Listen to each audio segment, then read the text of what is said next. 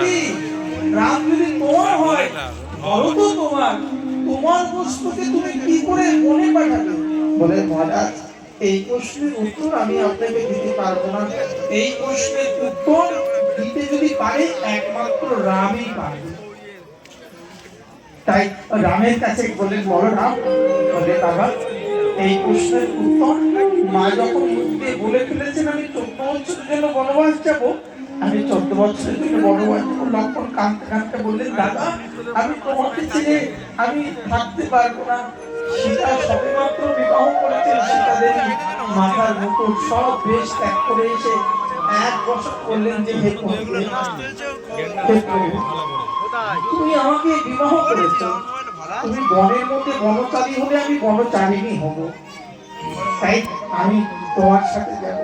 রাম সীতা দুজন চলে গেলেন।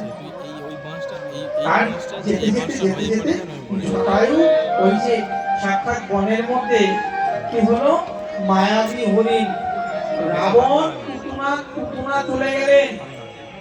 এই যে রামায়ণ মহাভারতে কৌরব আর পাণ্ডবদের যুদ্ধ হয়েছিল কেন? নারীর জন্য। কোন নারী? দ্রৌপদী বলেছিলেন যে অন্ধের পুত্র অন্ধ দুর্যোধনকে। আর রামলীলাতে রাবণ তার পুতুনা বনের মধ্যে অপূর্ব সুন্দর ওই রামকে দেখে বিবাহ করতে চাইলে যখন সীতা দেবীর কথা বললেন, সীতা দেবীকে হত্যা করতে উদ্যত হলেন, তখন লক্ষ্মণ গিয়ে নাকের ডগা কেটে দিলেন। আর সেই নাকের ডগা রক্তাক্ত অবস্থায় রাবণের কাছে, আচ্ছা কোন বোনের ভাইয়ের কাছে যদি কোনো বোন রক্তাক্ত অবস্থায় গিয়ে দাঁড়ায়, তখন সেই ভাইয়ের মাথার হৃদায়িত কোনো জ্ঞান থাকে কি? রাবণ বিচার না করে ওই ছুটে গেলেন যে দাদা আমাকে বলেছে ওই সুন্দরী রমণী নাকি সীতা, আর সেই ভেবে আমার নাকটা কেটে দিল।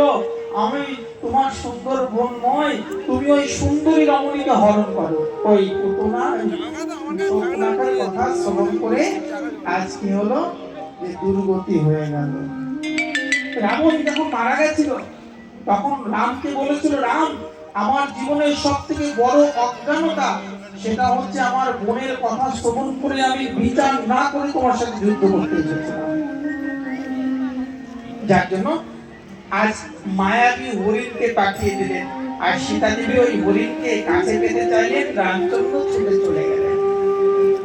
লক্ষ্মণ রইল, কিন্তু দীর্ঘক্ষণ রামের অদর্শন দেখে লক্ষ্মণকে পাঠাতে চাইলেন, লক্ষ্মণ তুমি যাও। বলে না মাইয়া, বলে আমার আজ্ঞা তুমি যাও। লক্ষ্মণ রেখা কেটে দিলেন, মাইয়া তুমি এর বাইরে কখনো যাবে না। সীতাকে কখনোই ভাবি বলে ডাকতেন না, মা বলে ডাকতেন।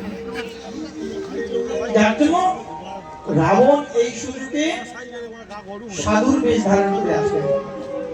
আচ্ছা সীতা দেবী কি জানতেন না যে রাবণ রাক্ষস? ভগবান সাক্ষাৎ লক্ষ্মী দেবী সীতা হয়ে জন্মগ্রহণ করেছে।